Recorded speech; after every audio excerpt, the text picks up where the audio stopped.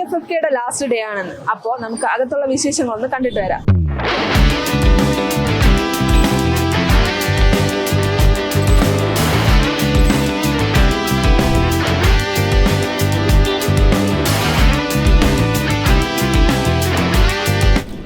Excuse me, 13th IFFKയുടെ സമാപനമാണ് ഇന്ന്. അപ്പോൾ ഒരു സിനിമാ പ്രേമി എന്ന നിലയ്ക്ക് എക്സ്പീരിയൻസ് എങ്ങനെ ഉണ്ടായിരുന്നു? ഞങ്ങളെ വെറുതെ വന്നതാണ്.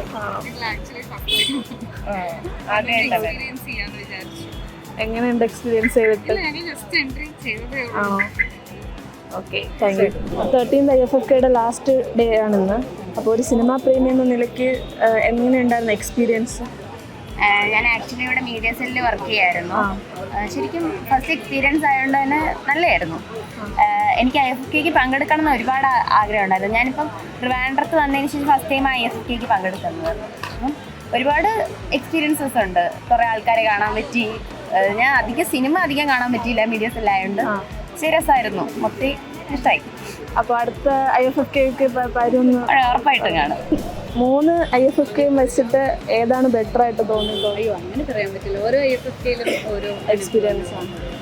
കാരണം ഞാൻ ഇവിടുത്തെ ആങ്കറിങ് ടീമിലല്ല, ഞങ്ങൾക്ക് എല്ലാം ഒന്നിനൊന്ന് മെച്ചെന്ന് പറയുന്ന രീതിയിൽ എല്ലാം അതിൻ്റെതായിട്ടുള്ള ഭംഗിയുണ്ടായിരുന്നു.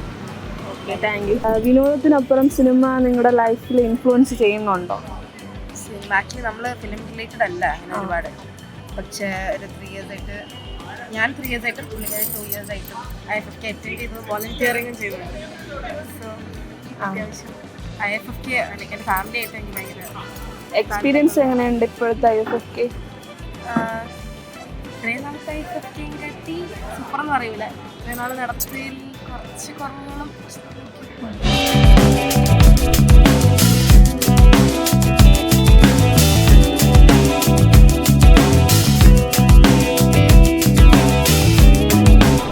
ഒരു സിനിമാ പ്രേമി എന്ന നിലയ്ക്ക് പുതുതായിട്ട് സിനിമയിലോട്ട് കടന്നു വരുന്നവർക്ക് കൊടുക്കാൻ പറ്റിയ ഒരു ഉപദേശം?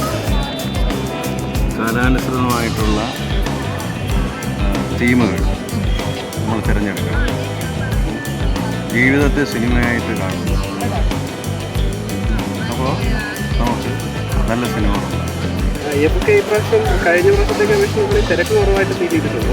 പിന്നെ നമുക്കൊരു കുറച്ച് ഈ പടത്തിൻ്റെ ഷെഡ്യൂളൊക്കെ ചേഞ്ച് ചെയ്തതിൽ ഇച്ചിരി ഇതുണ്ട്. കാര്യം നമ്മളൊക്കെ വർക്ക് ചെയ്യുന്ന ആൾക്കാരായത് കാരണം ഒരു പടം കാണാനായിട്ട് നമ്മൾ ചിലപ്പോൾ ഒരു 3 days 4 days പ്ലാനൊക്കെ ആയിരിക്കും. സോ പെട്ടെന്ന് ഇങ്ങനെ ചേഞ്ച് ആയെന്ന് പറഞ്ഞ മെസ്സേജ് വരുമ്പോൾ അതൊരു ഡെസ്പ് ഫീലിംഗ് ഉണ്ടാക്കിയിട്ടുണ്ട്. പിന്നെ പടങ്ങളിൽ ഒരു 10-12 മൂവി കണ്ടിട്ടുണ്ടാവും. അതിലൊരു മലയാളം മൂവി നല്ല ഇഷ്ടപ്പെട്ടു. അത് അന്യരുടെ ആകാശങ്ങൾ എന്ന് പറഞ്ഞിട്ട് അത് അത്യാവശ്യം കൊള്ളാം. ഒരു ട്രാൻസ്ജെൻഡേഴ്സിൻ്റെ അവരുടെ ഒരു ലൈഫ് സ്റ്റൈലും അല്ലെങ്കിൽ അവരെ നമ്മളിപ്പോൾ ഈ കാലഘട്ടത്തിൽ നമ്മൾ അവരെ അംഗീകരിക്കുന്ന രീതിയും അതൊക്കെയാണ് അതിൽ കാണിച്ചേക്കുന്നത്. അത് IFFK പോലെ ഒരു സംഭവത്തിന് മാത്രമേ നമുക്കിരുന്ന് കാണാൻ പറ്റുള്ളൂ. നോർമലി അല്ലാതെ ഇപ്പോൾ ഒരു തിയേറ്റർ പ്രദർശനം അല്ലെന്നുണ്ടെങ്കിൽ OTT വഴി വന്നാൽ പോലും നമുക്കതിരുന്ന് കാണാൻ പറ്റത്തില്ല.